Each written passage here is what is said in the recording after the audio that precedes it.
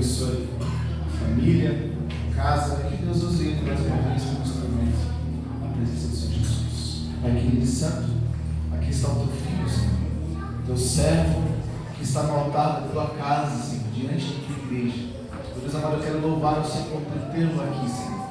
Por ser, Deus amado, em nome de Jesus, instrumento em tuas mãos. Pai, guarda a casa dele, guarda a família dele, os filhos, Senhor. Deus amado, em nome de Jesus, Pai, que onde ele colocar os seus pés, a sua presença possa estar com ele também, Pai. Eu louvo a Deus pelo seu pastor também, que permitiu ele estar aqui nesse domingo, Senhor. Pai, vai de encontro, meu Deus amado, somos gratos a Ti com essa graça, com essa comunhão. Meu Deus amado, permaneça conosco, abençoa a tua igreja, fala conosco, precisamos ouvir por mais uma vez, em nome de Jesus. Amém. E graças a Deus.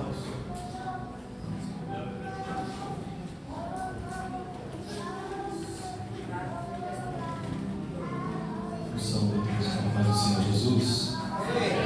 Saúde a todos com a paz do Senhor Jesus. Amém. Motivo de muita alegria estar mais uma vez aqui nesta noite. Vamos lá e bendizer o santo nome do Senhor. Quantos aqui estão felizes com o Senhor? Quantos aqui estão felizes com o Senhor? Amém. Primeiramente, eu quero agradecer a Deus por tudo que Ele tem feito em minha vida. Agradecer a Deus por essa oportunidade, pela vida do pastor Roberto. Deus abençoe a sua vida, meu irmão, sua família, seu ministério, seu lar. Que o Senhor possa abençoar e prosperar grandemente. Deus abençoe a cada um dos obreiros que se encontra e a cada um dos membros dessa casa. Amém? Deus possa abençoar grandemente a vida de todos. Um feliz Dia das Mães para todas as mães presentes. Amém? Deus possa abençoar grandemente. Que vocês possam conduzir os seus filhos na presença do Senhor. Amém? Abra vossas Bíblias em João, capítulo de número 6, a partir do versículo de número 68. João, capítulo de número 6, versículo 68.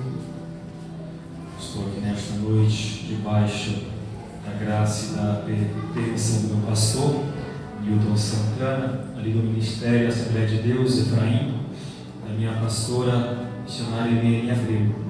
Amém? Os irmãos recebem a paz dos meus pastores? Amém.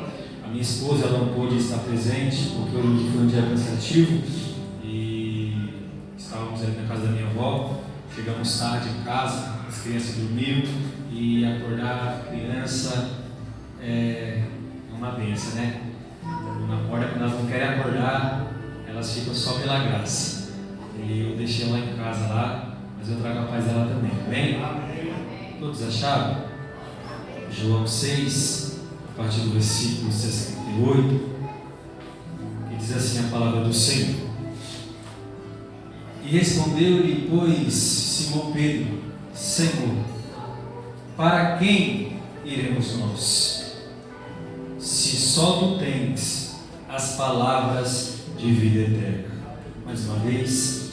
E respondeu-lhe Simão Pedro: Senhor, para quem iremos nós? Se só tu tens as palavras de vida eterna. Amém? Os irmãos podem estar glorificando o santo nome do Senhor. Uma passagem bastante conhecida, creio que de todos os irmãos aqui presentes. Isso é relatado apenas no livro de João. E o livro de João, para mim, é o livro mais apaixonante que tem. Pois, diferente dos outros evangelhos, João nos apresenta um Cristo totalmente Deus, 100% Deus. Enquanto Mateus, Marcos e Lucas nos apresentam um Cristo rei, um Cristo homem, um Cristo servo, João, ele vem na contramão nos apresentando um Jesus 100% Deus. E muitos não creem, e eu não sei como isso é possível, que Jesus ele veio 100% homem, mas também veio 100% Deus. E isso a Bíblia ela nos comprova, porque como homem ele nasceu, mas como Deus ele é desde a eternidade. Como homem ele viveu 33 anos, mas como Deus, quem pode contar os seus dias? Como homem ele é filho de Maria, mas como Deus ele é salvador de Maria. Como homem ele é filho de Davi, mas como Deus ele é Senhor de Davi. Como homem ele andou sobre mas como Deus, a terra é descanso para os seus pés. Como homem, ele veio, ele se cansou e dormiu, mas como Deus, ele não dorme nem cosquilheja. Como homem, ele teve sede, mas como Deus, ele é a água da vida. Como homem, ele teve fome, mas como Deus, ele é o pão vivo que desceu do céu. Como homem, ele andou em um jumento, mas como Deus, ele virá sentado em um cavalo branco. Como homem, ele foi julgado, mas como Deus, ele virá e julgará todas as nações. Como homem, ele usou coroa de espinho, mas como Deus, ele usa coroa de glória. Como homem, ele se entregou no alto de uma cruz, mas como Deus, ele ressuscitou ao terceiro dia e hoje vive e reina para todo sempre. Esse é o Jesus ao qual nós servimos. E João, no seu capítulo de número 6, a narrativa é linda, porque contém a fala mais impactante da Bíblia Sagrada. É onde Pedro, ele abre o seu bocão e ele diz uma das frases, uma das declarações mais lindas do texto sagrado. Pois nas palavras de Pedro, nós podemos observar o princípio e a verdade do Evangelho. A Bíblia nos diz em João capítulo 6, versículo 1, que Jesus, juntamente com os seus discípulos, eles atravessam o mar da Galileia. E atravessando o mar da Galileia, a intenção de Jesus era ir juntamente com os seus discípulos até um lugar deserto, afastado, para uma montanha, para que ele pudesse proporcionar um descanso para eles. Até porque nós vemos, segundo os outros evangelhos, que Jesus, ele viu seus discípulos em uma missão, e a missão é pregar o evangelho, curar, libertar, operar milagres, porque Jesus deu autoridade e poder para eles. E quando eles voltam dessa missão, contando o que aconteceu, Jesus percebe que os seus discípulos não descansaram.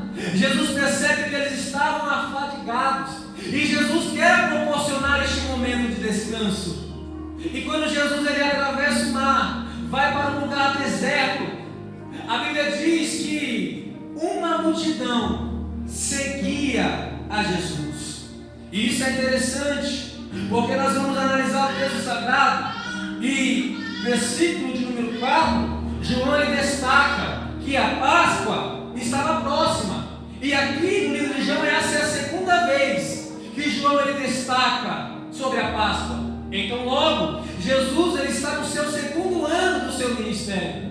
E segundo um historiador, um teólogo famoso com esses nomes difíceis, que eu esqueci o nome, eu não trouxe meu esboço, está lá no meu esboço, mas esse teólogo, ele diz que o ministério de 3 anos de Jesus pode ser dividido em 3 partes, 3 fases. A primeira, que é o primeiro ano, é conhecido como o ano da inauguração. É nesse ano que Jesus, ele se revela para o povo. É nesse ano que Jesus, ele inicia o seu ministério público.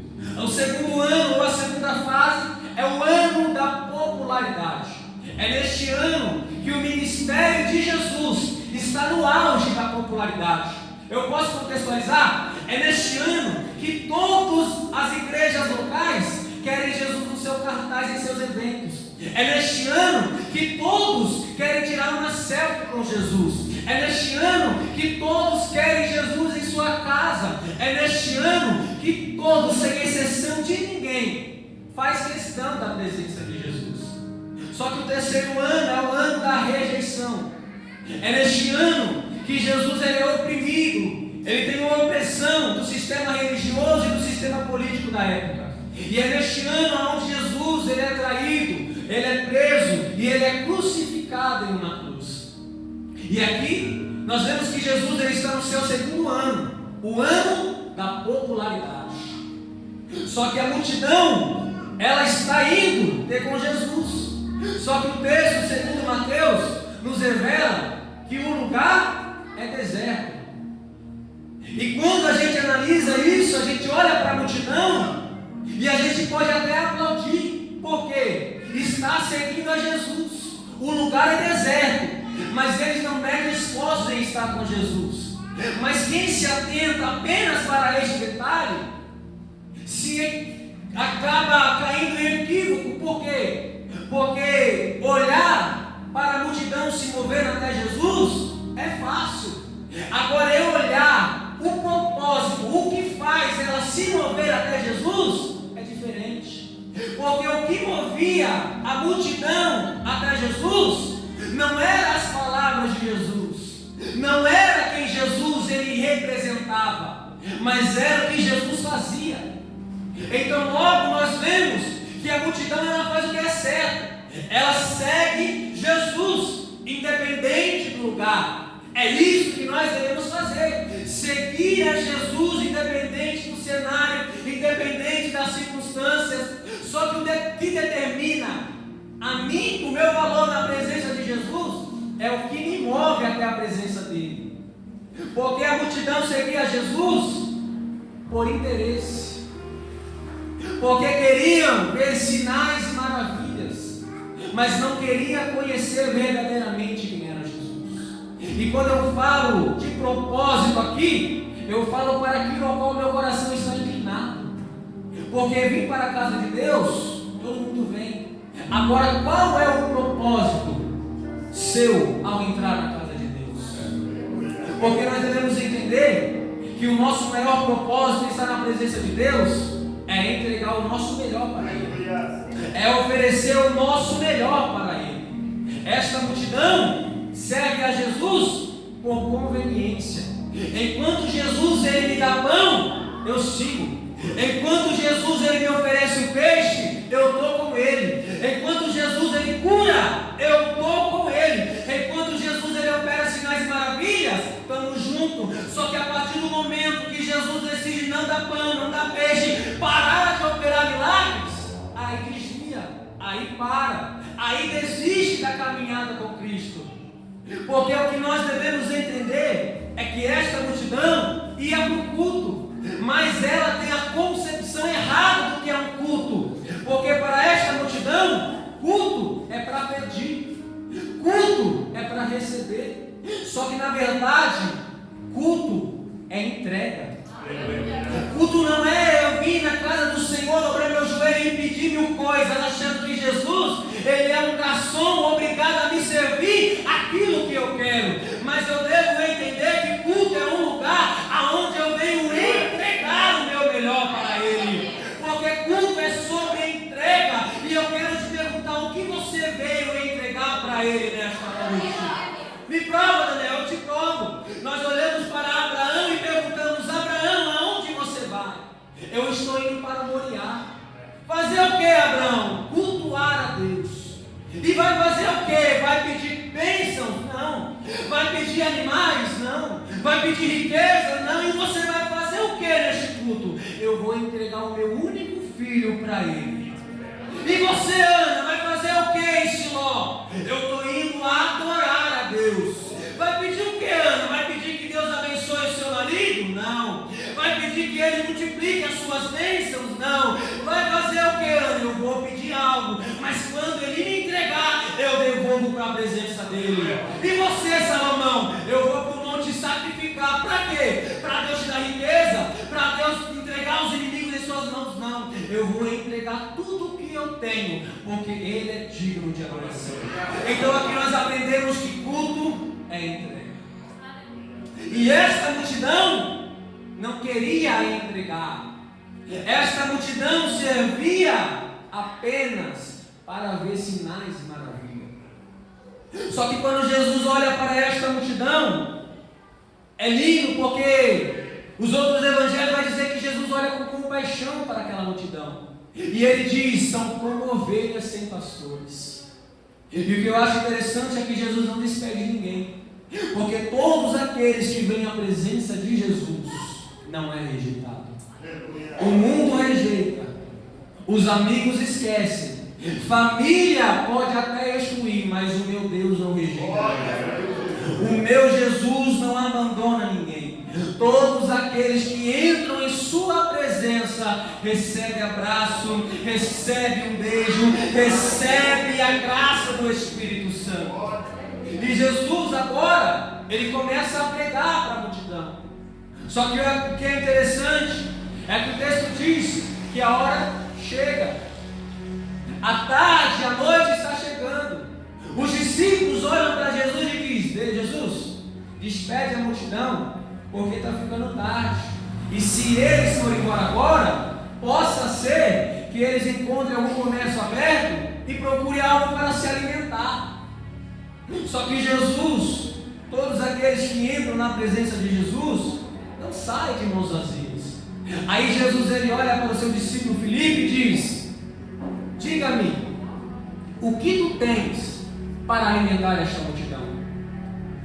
É interessante que a pergunta de Jesus, percebe que a pergunta de Jesus não é uma pergunta de alguém que não sabe o que vai acontecer, mas a pergunta de Jesus é ele perguntando para testar os seus discípulos. Eu quero que você pegue isso, porque por mais que o homem ache que não tem mais jeito, Deus tem o controle em suas mãos. O homem pode achar que não tem mais solução, mas o meu Deus ainda tem todo o controle na palma de sua mão. Porque talvez alguém entrou aqui dizendo: é o fim, acabou, não tem mais jeito, não tem mais esperança. Ei, para você acabou, para você não tem mais jeito, mas assim diz Deus para você: o controle ainda está nas minhas mãos. Para você é impossível, mas eis que te digo, para mim não há nada impossível. Ei, eu quero dizer, Deus não perdeu o controle da sua vida. Filipe ele responde: Senhor, nem com 200 denários seria o suficiente para comprar pão para toda esta multidão. Até porque a Bíblia diz que era cerca de 1.000 homens, 5.000 homens, fora as crianças e as mulheres. Se cada mulher e criança pertencesse a um homem, logo temos uma multidão, cerca de 15.000 pessoas. Uma multidão grande. Só que Jesus, ele ainda tem o controle em suas mãos. E enquanto Felipe está dizendo que não tem nada, no meio da multidão sai um homem chamado André, discípulo de Jesus. E André, ele vem com um jovem ao seu lado. E André chega até Jesus e diz: ó Jesus, eu estava no meio da multidão e eu encontrei este menino aqui. Percebe que a Bíblia não relata o nome do menino, mas a Bíblia diz que em seu cesto tinha 5 pães e 2 peixes. O que é interessante, até porque os discípulos, por andarem com Jesus, e Jesus está no segundo ano, o ano da popularidade, eu creio e acredito que os discípulos, por andarem com Jesus, eles também tinham reconhecimento. Porque aonde eles passavam, alguém dizia: este aí é discípulo de Jesus, este aí anda com Jesus. Eu fiquei sabendo que Jesus deu poder e autoridade para ele. Aonde ele passa, o demônio se manifesta. Aonde ele põe a mão, o milagre tem a acontecer. Aonde ele entra, a bênção chega, porque é discípulo de Jesus. Então logo vemos que os discípulos têm reconhecimento, têm fama, têm prestígio. Mas quando você olha para o cesto dos discípulos, você não vê nada. Mas você olha para o cesto do menino que não tem nome, e você vê 5 pães e 2 peixes. E contextualizando, vivemos em uma geração parecida como esta. Pessoas que andam com Jesus, mas andam procurando fama, nome, prestígio, e quando se olha para o que tem a oferecer, não tem nada. É uma geração que se preocupa tanto em seguidores nas redes sociais, curtidas, likes, mas quando olha para o cesto não tem peixe, não tem pão para alimentar quem precisa. Mas eu olho para este menino e eu quero profetizar sobre a sua vida, que você nesta noite será como este jovem. Pode até não ter fama, pode até não ter reconhecimento, mas quando olha para o seu cesto tem pão, quando olha para o seu cesto tem peixe, quando aparece alguém com fome, você tem o que tem para alimentar. Que nesta noite nós possamos aprender com este menino. Independente da minha posição social, eu devo me preocupar com alimento, porque fama não alimenta ninguém, nome e prestígio não alimenta ninguém. O que alimenta ainda é a palavra. Vivemos em um tempo aonde muitas igrejas trazem para os seus altares pessoas com nome, com fama, com prestígio, mas quando olha, não tem nada para oferecer. Eu não estou pregando que você não pode ser famoso, que você não pode ter um reconhecimento no seu ministério, não. O que eu quero dizer é que antes de você se preocupar com uma grande multidão, se preocupe em ter alimento para alimentar a multidão. E este jovem aqui tem pão e tem peixe. Só que André é um tipo de obreiro que não tem e critica quem tem. Porque o jovem trouxe pão e peixe. Só que André olha para Jesus e diz: Jesus, até tem pão, até tem peixe, mas o pão é de cevada e o peixe é pequeno. O que isso tem valor diante dessa grande multidão? O que André estava dizendo era que o pão era o mais barato. Por quê? A obra-prima do pão é o trigo. E quando alguém não tinha dinheiro para comprar o pão de trigo, comprava-se um pão de cevada, que era mais barato. E o peixe era pequeno. André estava desvalorizando o que aquele jovem tinha. E muitas das vezes, alguém aí fora olha para mim, olha para você e diz: é pequeno demais, não tem valor. Às vezes alguém olha para você e diz: é impossível Jesus operar algo na sua vida. Alguém olha para você e diz: é pequeno demais, não vai muito longe. Só que nessa noite, com o poder da palavra e com a autoridade que os céus colocam sobre a minha vida, eu quero profetizar sobre a sua vida. Ei, não importa o que o mundo diz sobre você, não importa se você é pequeno, não importa se o mundo diz que você não tem valor, mas se Jesus ele te chamou, se Jesus ele fez uma promessa sobre a sua vida, te prepara. Se Jesus ele te escolheu, te prepara. Não se importe com o seu valor, que o mundo determina quem você é. Não se importe com o que o mundo diga sobre você. Se Jesus diz que vai fazer, se prepara. Ei, Daniel, mas o que eu tenho é pequeno demais, não serve para nada. Ei, quem disse que Deus precisa de algo grande para operar o sobrenatural? Quem disse que Deus precisa de coisas grandiosas para fazer o impossível acontecer? Com essa palavra eu aprendo que para Jesus um pouco é o suficiente para ele operar um grande milagre. Quer ver? Você olha para Elias olha para o seu jovem e diz: sobe no monte, porque Deus disse que vai mandar chuva. A chuva vai descer, mas agora eu quero que você suba e diga o que você vê no céu.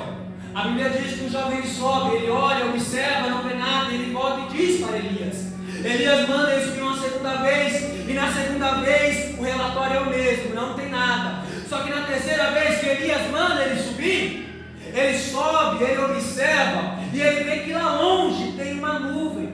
Só que o problema é, a nuvem é pequena demais, do tamanho da mão de um homem. Ele volta e fala: Elias, eu subi, eu vi uma nuvem, mas tem um porém, a nuvem é pequena demais, do tamanho da mão de um homem. A promessa de Deus é de um grande temporal, e é impossível uma nuvem pequena carregar essa chuva toda.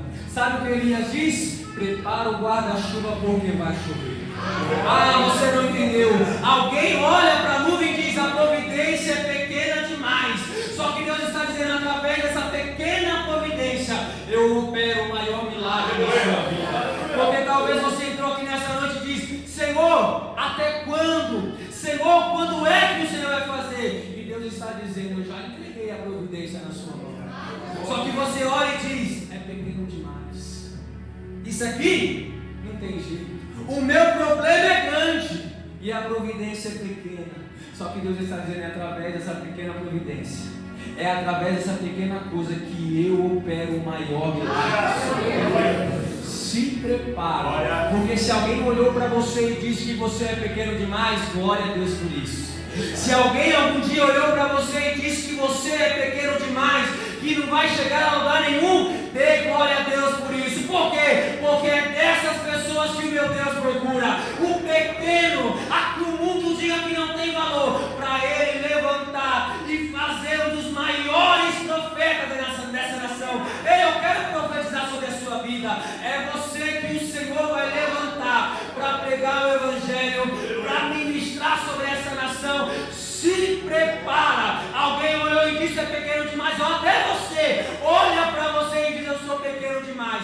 Mas meu Deus está dizendo que é de você que Ele vai fazer um dos maiores pregadores desse Brasil, os maiores adoradores, os maiores ministros do Evangelho para esta nação. Será você que Deus vai usar. Se você for isso, dê glória a Deus.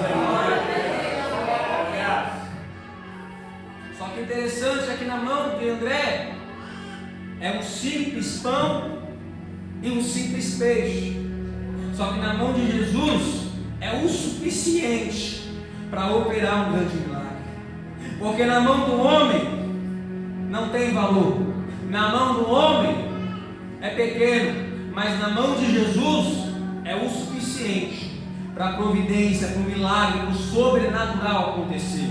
Sabe por que o milagre não aconteceu na sua vida ainda? É porque está na sua mão. Sabe por que a porta não abriu ainda? É porque está na sua mão. Sabe por que a cura não chegou ainda? É porque está na sua mão. Na sua mão não acontece. Na sua mão a porta não abre. Na sua mão a cura não chega. Na sua mão a providência não vem. Mas na mão de Jesus a porta abre. Na mão de Jesus a providência chega. Na mão de Jesus o milagre acontece. Na mão de Jesus você vê as coisas fluindo. Experimenta tirar da sua mão e entregar nas mãos de Jesus. A Bíblia diz que Jesus alimenta toda aquela multidão. Alimenta que todos comeram e repetiram, até não querer mais. E diante disso, nós vamos ver que a multidão olha para Jesus e dizem: glória a Deus, pois este é o Messias que deveria vir até nós. Só que Jesus conhecia e sabia que eles queriam levá-lo à força para fazer um rei, proclamar rei sobre os judeus, para libertar os judeus da opressão romana, porque este é o Messias que eles esperavam. Só que o verdadeiro Messias que foi prometido seria aquele que traria o seu reino, mas não um reino terreno, um reino celestial. Jesus não queria colocar o seu reino na terra, mas queria colocar o reino nos corações dos homens. Este era o propósito de Jesus. Aí Jesus faz o quê? Despede os seus discípulos e ele vai despedindo a multidão. E Jesus sobe no monte para orar à parte. Só que agora nós vemos que quando os discípulos estavam no mar, o vento é contrário, as ondas vêm, os discípulos se desesperam, e Jesus na montanha ele vê, ele desce, caminha sobre as águas. Eu não quero entrar nisso. Caminha sobre as águas, entra no barco, o vento se acalma e eles vão para o outro lado, para a cidade de Cafarnaum. E ali, no outro dia, nós vemos que a multidão que foi alimentada corre para o mesmo lugar aonde Jesus operou o milagre. Para quê? Para ver se tinha pão, para ver se tinha peixe. Só que eles não encontrando Jesus, eles começam a se desesperar. Eles começam: cadê Jesus? Aonde Jesus está? Jesus não entrou no barco com os discípulos, é para ele estar aqui. Só que quando eles veem os barcos chegando e veem que Jesus não está, eles começam a entrar nos barcos e seguir para o outro lado. E quando encontram Jesus, eles dizem: mestre, o Senhor está aqui, te procuramos a manhã toda e não te encontramos. Como é que o Senhor chegou até aqui? Só que Jesus sabia muito bem o propósito, que eles estavam diante da presença dele. Porque uma coisa que eu aprendo é que o propósito que eu me apresento na presença de Jesus determina o meu milagre. O propósito que eu venho na presença de Jesus determina quem eu sou e o que eu vou receber. Porque quem vem para entregar sai de posse de vitória, mas quem vem com nada para oferecer e vem para pedir, sai do mesmo jeito que entrou. Jesus olha para a multidão e diz: eu sei que vocês me procuram, não pelas minhas palavras, mas pelo pão que eu vos dei vos saciou. Mas eu te digo, não buscais o alimento que perece, mas buscais o alimento que permanece para a vida. Alimento este que o Filho do Homem vos dará, porque o Pai selou ele para vos entregar este alimento. A multidão olha e diz: alimento? Nós sabemos, os nossos pais comeram do maná no deserto e se saciaram. Maná que foi Moisés quem o entregou. Aí Jesus ele diz: não, na verdade eu te digo, quem entregou o maná não foi Moisés, mas foi o meu Pai que está no céu. E este alimento é o pão vivo, e é este alimento que eu tenho para lhe dar. Alimento este, quem comer e crer não terá sede e não terá fome. Automaticamente a multidão está olhando e diz: dai-nos sempre deste pão, Senhor. Aí Jesus ele olha, sabendo que a multidão estava esperando um pão de trigo. Jesus ele olha e diz: a padaria da terra está fechada. Hoje não tem pão, hoje não tem peixe, porque agora a padaria do céu acabou de abrir. Eu sou o pão vivo que desceu do céu. Aquele que come da minha carne e bebe do meu sangue terá a vida eterna. A multidão começa a olhar e dizer: como isso pode? Porventura você não é Jesus, o filho de José? E como você diz que desceu do céu? A multidão não compreende. Aí a multidão olha e diz: já que você diz que é o Filho de Deus que desceu do céu, faz um sinal aí, para que a gente possa crer que você realmente é enviado dele. A multidão acabou de ser alimentada, a multidão acabou de viver o maior milagre das suas vidas. Só que agora, por não ter um propósito na presença de Jesus, eles viram mendigos de milagres. Porque quem não tem propósito na presença de Jesus vive sempre em busca de milagre. Nada satisfaz, nada está bom, nada é o suficiente. Mas a partir do momento que eu determino um propósito na presença de Jesus, eu digo: se Jesus operar o milagre, amém. Mas se ele não operar, eu continuo adorando do mesmo jeito. Se Jesus abrir a porta, glória a Deus. Mas se ele não abrir, eu continuo adorando do mesmo jeito. Se Jesus curar, glória a Deus por isso. Mas se ele não curar, eu continuo adorando. Porque quem tem propósito na presença de Jesus, entende: eu adoro a Jesus não pelo que ele faz, mas por quem ele é. Mas quem não tem propósito, eu só adoro se ele fizer, eu só adoro se ele abrir, eu só adoro se ele operar um milagre.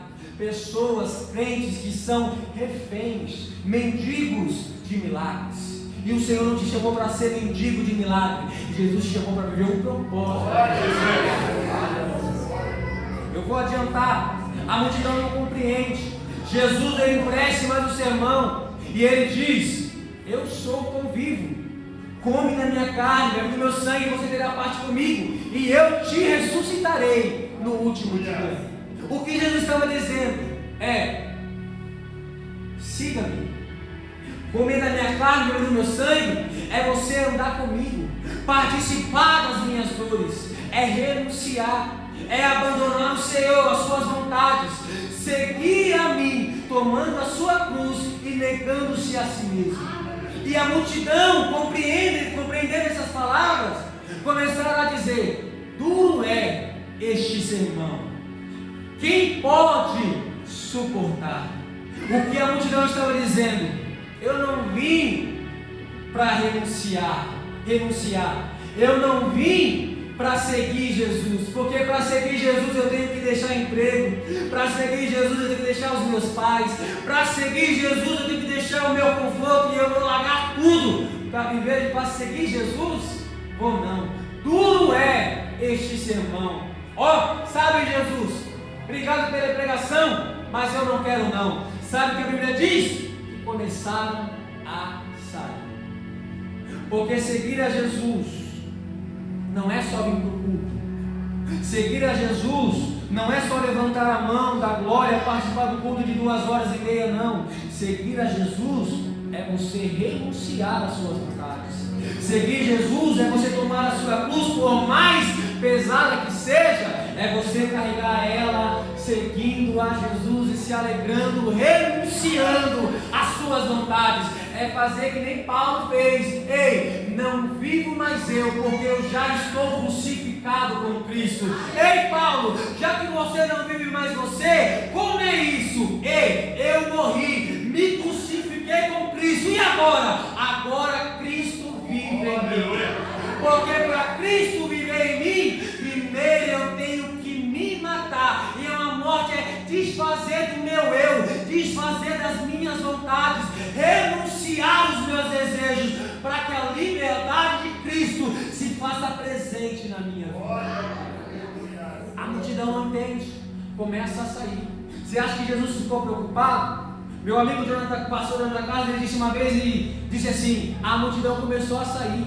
Jesus, ele olhou e falou: ó, pode ir embora, a porta é logo ali. E quando passar por ela, não esquece de dar um tchauzinho, não. Foi mais ou menos assim. Aí Jesus, vendo que estavam indo embora, ele olha para os 12 e diz: e vocês, querem ir também? Pode ir, eu não seguro ninguém na minha presença. Quer ficar comigo? É isso aqui, é renúncia, é luta diária. Se não quiser, pode ir embora. Aí eu creio que Jesus, ele vira as costas, pensando que eles iriam embora, e quando ele olha de novo, está lá os 12, com uns olhão arregalados. Aí Pedro, ele olha e diz: Senhor, para quem iremos nós? O que Pedro estava dizendo é: Senhor, eu renunciei ao meu emprego, renunciei às minhas vontades, deixei a minha casa. Eu posso contextualizar? Nos dias de hoje seria mais ou menos assim: Senhor, eu abandonei o funk, abandonei as drogas, abandonei a vida errada, deixei tudo aquilo que me satisfazia, deixei o meu lar só para te seguir. E agora você olha para mim e diz para mim: embora, Senhor, para onde eu irei? Se só tu tens as palavras de vida eterna. Senhor, para quem eu irei? Se só em ti eu encontro paz, se só em ti eu encontro refrigério, se só em ti eu encontro amor. Pedro estava dizendo: Senhor, é impossível viver longe da tua presença. Uma vez que eu coloquei os meus olhos em ti, nada mais me satisfaz. E aqui Pedro, ele declara a maior verdade do Evangelho, o princípio e a verdade do verdadeiro Evangelho. Porque Pedro, ele não diz: Senhor, para onde irei eu? Não. Porque Evangelho não é sobre lugares. Evangelho não é sobre a geografia que eu me encontro. Pedro, ele não diz: Senhor, para o que iremos nós? Até porque Evangelho não está firmado em bens materiais. Evangelho não está firmado naquilo que eu posso conquistar com o suor do meu trabalho. Porque vivemos em uma geração que acha que Evangelho é eu ganhar riquezas, é eu ganhar fama, me proporcionar viagens, me proporcionar o melhor que o mundo vai me dar. Só que não, Evangelho. Aí Pedro diz: para quem iremos nós? Porque Pedro está dizendo: Senhor, é o Senhor. Evangelho é sobre Jesus Cristo. Evangelho não é sobre um terno bonito, sobre uma... Não, Evangelho é sobre Jesus. Porque a geração que nós vivemos entram para a presença de Jesus achando que quando ele levantar a mão, os problemas vai sumir num passe de mágica, achando que a partir do momento que ele pega a palavra, começa a pregar, vai começar a chover dinheiro na sua conta. Só que eu quero dizer que Evangelho é renúncia, Evangelho é luta, Evangelho é sofrimento com Cristo. Evangelho não é sobre coisas, não é sobre lugares, mas Evangelho é sobre um Jesus. Evangelho é sobre um Jesus que no alto da sua glória, ele se despiu de toda a sua majestade, assumiu forma de homem, este corpo frágil, de fragilidade, ele assumiu forma de homem, e ele viveu entre nós como servo, participante das nossas dores, participante das nossas enfermidades. E você acha que ele reclamou? Não, ele foi fiel e obediente até a morte, e morte de cruz. Jesus, ele foi humilhado, Jesus, ele foi espancado, cuspiram no rosto de Jesus, bateram nele que nem um cachorro. E você acha que Jesus, ele abriu a sua boca? Nenhum momento ele abriu a sua boca, mas ele foi calado, sofrendo todas as dores por mim e por você. E no alto daquela cruz, ele olhou para nós e disse: Pai, perdoa-lhes, pois não sabem o que fazes. Ainda ele olha para o céu e diz: Pai, a ti eu entrego meu espírito, tetelestai, está consumado. E ele entrega o seu espírito, morre na cruz do Calvário, mas ao terceiro dia ele ressuscitou. Ei, Pedro, ele veio nos ensinar a verdade do Evangelho. Evangelho não é esse gibi de colorir, de mundinho cor de rosa, não. Evangelho é cor de sangue, Evangelho é cruz, Evangelho é sofrimento, Evangelho é Jesus. Chega de achar que Evangelho é sobre você satisfazer os seus desejos com o seu querer, não. Evangelho é você renunciar às suas vontades. E é isso que Pedro, nessa simples frase, ele nos ensina nesta noite. Então, nesta noite, a palavra para a sua vida é: quer viver o Evangelho, um verdadeiro Evangelho? Se prepara. Quer viver o verdadeiro Evangelho? O verdadeiro Evangelho ao qual muitos têm se omitido a pregar? Se prepara. Só que se prepara também, porque independente das lutas, o meu Jesus não vai te abandonar. Então fique com esta palavra. Primeiro ponto é que o Senhor, ele não depende de grandes coisas para operar um milagre na sua vida. Segundo ponto, sirva a Jesus, não por aquilo que ele tem a oferecer, mas por quem ele é, em toda a sua santidade e em toda a sua totalidade. Terceiro ponto, viva o verdadeiro Evangelho, seguindo as palavras de Jesus. Não se aparte do caminho do Senhor, e assim você será feliz e próspero na presença de Deus. Amém? Vocês recebem essa palavra? Vocês recebem essa palavra? É simples, mas é direto do coração de Deus para os nossos corações nessa noite. Amém? Que as palmas engrandeçam o seu nome do Senhor.